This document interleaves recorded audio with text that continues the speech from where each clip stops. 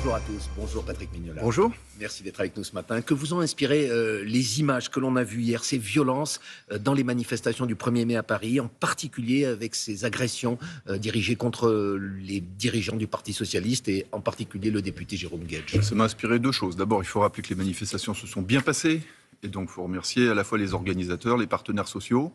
On pouvait craindre des débordements, il y en a eu peu, mais effectivement, deuxième chose, il y a eu des débordements très graves qui se sont attaqués à des élus, qui se sont attaqués au Parti Socialiste, à qui j'ai dit évidemment ma solidarité, mon soutien en tant que ministre du gouvernement et au nom du gouvernement. Mais je crois que à chaque fois, on condamne. Il ne faut jamais cesser, il ne faut jamais s'habituer à condamner, et il faut qu'à chaque fois, on soit sans ambiguïté et qu'on ne soit pas alambiqué. Je pense que tous les mouvements, et je pense en particulier à la France Insoumise ou aux écologistes, doivent condamner eux aussi sans ambiguïté, parce que moi je fais une vraie différence entre cette extrême gauche violente et agissante avec les partis qui siègent à l'Assemblée nationale, mais il faut que eux de leur côté ne se limitent pas à des condamnations ambiguës. Et vous trouvez qu'ils n'en font pas assez, justement? Et je trouve qu'ils n'en font pas assez, effectivement, qu'ils ne condamnent pas suffisamment pour expliquer que quand on défile en faveur du monde du travail, et sur la valeur travail, on n'est pas là pour régler des comptes politiques ou pour aller rallumer je ne sais quelle guerre de religion. Vous êtes le ministre des Relations avec le Parlement, un Parlement qui ne siège pas en ce pont du 1er mai, alors que c'était votre volonté. Vous souhaitiez, vous, qu'il y ait une session, enfin en tout cas que les députés siègent ce week-end et le week-end prochain. Ça n'a pas été le cas, vous n'avez pas convaincu les présidents de groupe? Non, en fait, on a trouvé un accord.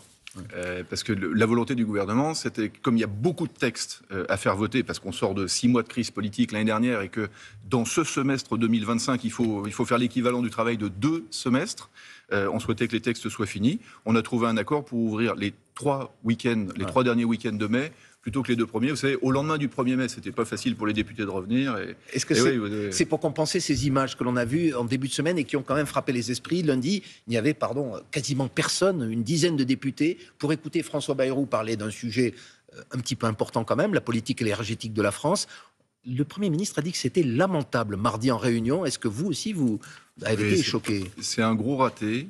Mais vous savez, la vie d'un député, surtout au jour de reprise comme ça, c'est assez compliqué.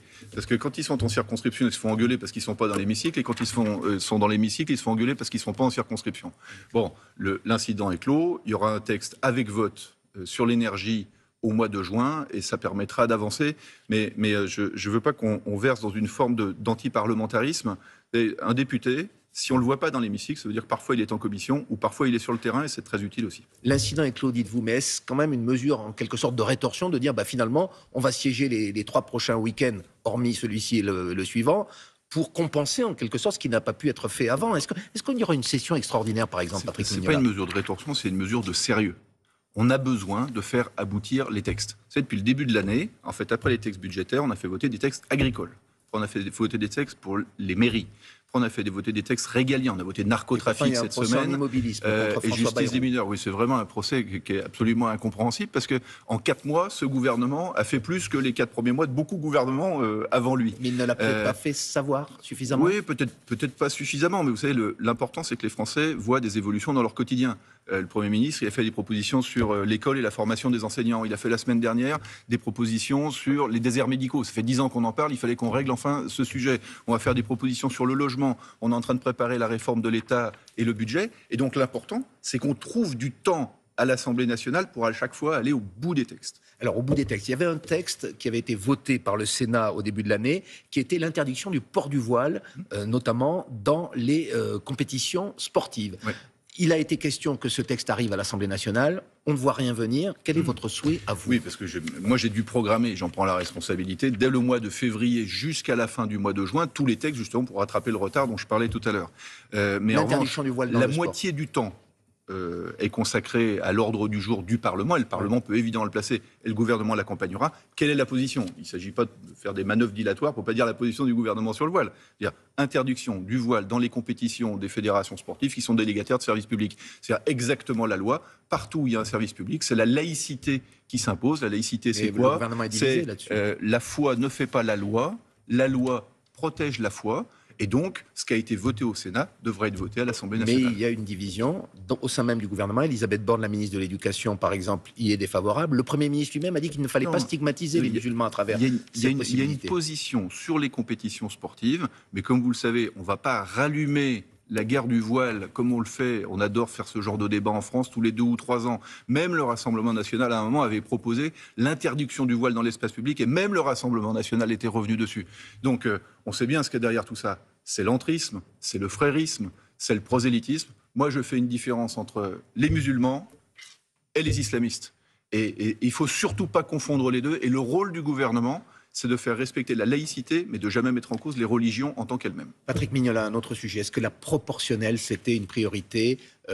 François Bayrou a commencé à recevoir les partis politiques, le Rassemblement national que vous évoquiez à l'instant. Est-ce que pour les Français, vous considérez que c'est l'urgence du moment de rétablir le scrutin proportionnel aux élections évidemment législatives? Bien d'autres priorités, et je vous les ai citées tout à l'heure, en tout cas pour quelques-unes, mais sur des centaines d'heures de débat au Parlement, il paraît bien d'en avoir 3 ou 4 de temps en temps qui sont consacrés à la modernisation de la vie politique française. Vous savez, le président de la République, hier, a permis d'ouvrir tous les cahiers de doléances qui avaient été faits au moment des Gilets jaunes et du grand débat national, dont c'est le 6e anniversaire.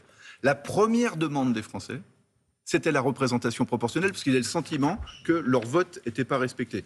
Donc, on va concerter avec les uns et les autres pour voir s'il est possible. Vous voyez, on me disait la même chose sur la loi Paris-Lyon-Marseille. Mais est-ce que vous souhaitez, parce qu'il nous reste peu de temps, que ce soit voté avant les prochaines élections législatives, qu'on ait la proportionnelle aux prochaines législatives? Ça va de soi. Si on parle du mode de scrutin pour les législatives, il faut que ce soit voté avant les prochaines législatives, si un consensus se dégage. Vous savez, il y a une proportionnelle qui marchait très bien. Moi, quand j'étais député, déposé une proposition de loi là-dessus. La proportionnelle 1986, celle de François Mitterrand. Par département. Par département. Ça permet une bonne représentativité et la proximité dans les petits départements. Et ça permet, dans les grands, d'avoir la représentation la plus large possible pour que tout le monde se sente respecté dans son vote. Les calculs qui ont été faits par projection montrent que c'est le Rassemblement national qui en serait le principal bénéficiaire. D'ailleurs, il est favorable à cette mesure.